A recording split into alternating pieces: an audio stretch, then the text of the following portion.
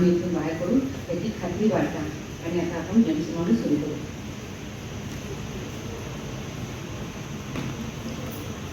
Shall we start? Yes. Amina B.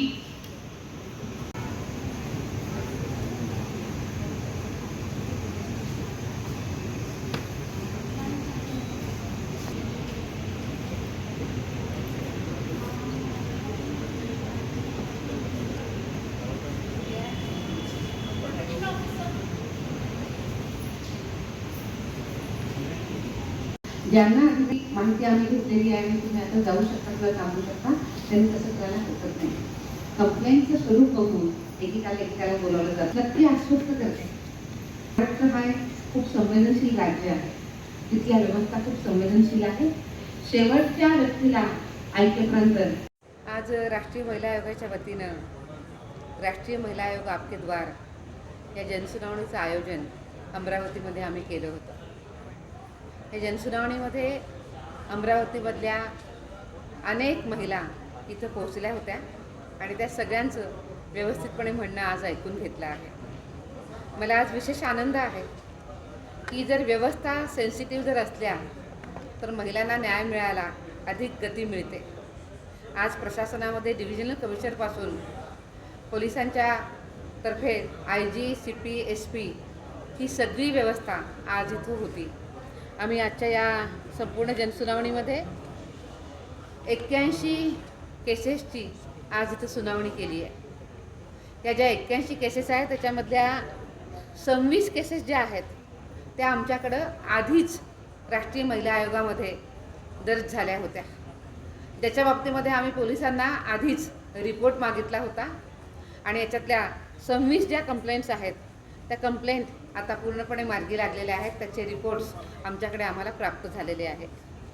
उरलेल्या ज्या complaints आहेत या सगळ्या कंप्लेंट्स या वॉक इन कंप्लेंट्स होत्या. आपल्याच माध्यमातून सगळ्या वृत्तपत्र आणि मीडियाच्या माध्यमातून जेव्हा महिलांना कळालं की इथं जनसुनावणी आहे त्या माहितीच्या आधारे महिला इथं आल्या होत्या. इतक्या मोठ्या प्रमाणामध्ये महिलांच्यापर्यंत आपण या जनसुनावणीची प्रसिद्धी दिली याच्याबद्दल मी तुमचेही धन्यवाद करते. आणि या सगळ्या वॉक इन कंप्लेंट्स आम्ही इथं आज ऐकलेल्या आहेत. याच्यातल्या मॅक्झिमम कंप्लेंट्स ह्या पारिवारिक कंप्लेंट्स होत्या. अनेक कंप्लेंट्स ज्या होत्या ह्या सगळ्या पती पत्नीचे किंवा कुटुंबाचे वाद, मुलांची कस्टडी, प्रॉपर्टी मॅटर्स अशा ह्या सगळ्या कंप्लेंट होत्या. काही सिरियस पण कंप्लेंट होत्या. याच्यातल्या काही कंप्लेंट्स या पॉस्टच्या पण होत्या. सेक्शुअल हॅरॅसमेंट ॲट वर्कप्लेसच्या पण कंप्लेंट होत्या. आज त्याची सुनावणी पूर्ण झाली आहे आणि आता एक्झॅक्ट नंबर नाही मला सांगता येणार पण अनेक प्रकरणांच्यामध्ये तडजोडी पण झाल्या आहेत आणि आनंदानं त्यांनी एकमेकांच्यासोबत राहायचं मान्य केलेलं आहे. याच्याशिवाय ज्या केसेस पेंडिंग होत्या पोलीस कारवाई करता वाट बघत होते अशाही केसेस आज पोलिसांकडे आम्ही पाठवलेल्या आहेत आणि येणाऱ्या अलग वेगवेगळ्या प्रकारे काही ठिकाणी 3 दिवसामध्ये, काही ठिकाणी आजच FIR आत्ता दाखल करायला सांगितलं आहे आणि एका प्रकरणात तर मी पोलिसांना सांगितलं आहे की आज मी जाण्यापूर्वी त्या प्रकरणामधला FIR दाखल झाला पाहिजे. काही केसेसमध्ये आम्ही पोलिसांना 8 दिवसाची वेळ दिलेली आहे की त्यांनी FIR दाखल करून पुढची कारवाई केली पाहिजे. मला असं वाटतं की आजच्या या जनसुनावणीमुळे महिलांना नक्कीच न्याय मिळेल पण त्याशिवायसुद्धा ज्या व्यवस्था आहेत, ज्या संविधानानं दिलेल्या आहेत, या व्यवस्थांवरचा विश्वास बळकट व्हायला मोठी मदत मिळेल. आजच्या या जनसुनावणीकरता आपल्या डिव्हिजनल कमिशनर नैना गोंडे मॅडम, त्याचप्रमाणे आपले स्पेशल IGP महेश पाटील आणि शहराचे कमिशनर, पोलीस कमिशनर राकेशजी आणि त्यांचे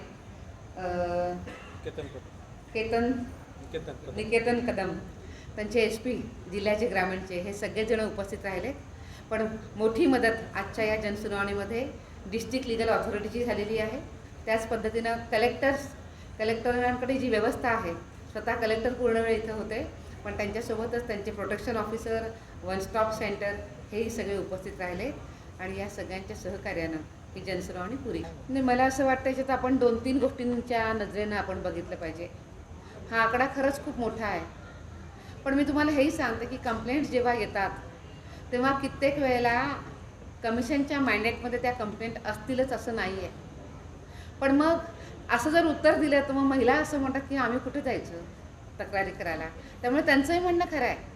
त्यावेळेला त्या सगळ्या कंप्लेंट्स पाहाव्या लागतात आणि त्यांना मग थोडंसं मार्गदर्शन पण करावं लागतं की तुमची ही कंप्लेंट तुम्ही इथे जाऊन तुम्ही सांगू शकता, त्याचं निराकरण करू शकतात. त्यामुळे हा नंबर खूप मोठा दिसतो. दुसरं अजून एक असं आहे की महिला आयोग कुठलाही असू देत, केंद्रीय आमचा महिला आयोग, तर आम्ही अजिबातच असं करत नाही की एक वेळेला कंप्लेंट आली आहे तर केवळ ती कंप्लेंट पुढं सरकवली आणि आम्ही ती क्लोज केली, असं आम्ही करत नाही.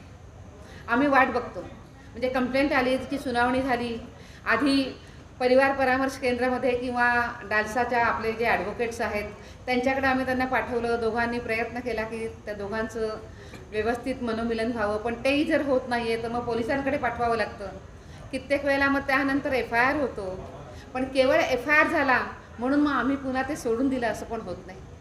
आम्ही पुढे वाट बघतो की FIR झाला आहे त्याच्यावरचं चार्जशीट दाखल झालं पाहिजे. असं करत करत अशा अनेक दिवस किंवा अनेक अशा वेळेला ह्या सुनावण्या कराव्या लागतात आणि मग त्या केसेस क्लोज होतात. त्यामुळे ह्याचं जे क्लोज होण्याचं जे प्रमाण आहे हे थोडंसं सावकाशानं चालणार आहे. हो किंवा नाहीमध्ये केसेस बंद नाही होत, त्याला वेळ द्यावा लागतो दोघा नवरा बायकोंना विचार करण्याकरता, काम करण्याकरता. त्यामुळे हे नंबर वाढत जातात. पण मी हे पण म्हणेल की आपल्याकडे उत्तम व्यवस्था आहे. आपल्या ज्या व्यवस्था आहेत त्या आता सेन्सिटिव्ह आहेच आहे, पण डिस्ट्रिक्ट लिगल ऑथॉरिटीसारखी व्यवस्था अतिशय उत्तम काम करते आहे. आमच्यासारखे कमिशन्स खूप प्रयत्नांची पराकाष्ठा करत आहेत. आणि दुसरी महत्त्वाची गोष्ट की आता कायद्याच्या बाबतीमध्ये जाणीव जागृती बरीच वाढते आहे.